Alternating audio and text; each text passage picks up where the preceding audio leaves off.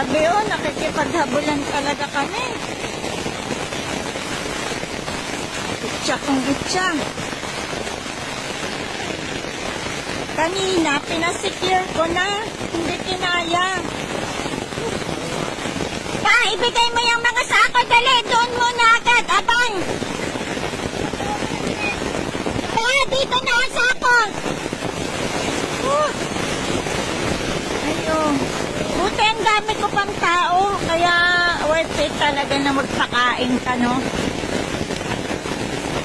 Nayak ako bigla. Ito yung buhay ng mga magsasaka actual ko. Ako may extra ko lang to. Paano kaya yung mga umaasa talaga mismo sa pagbubukid. Sila talaga yung una ko kaisip. Kasi ako may pambawi pa eh. Paano yung iba?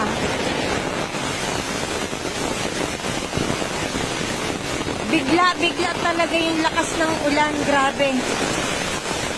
Hindi mo akalain na ganon. Yung volume ng tubig.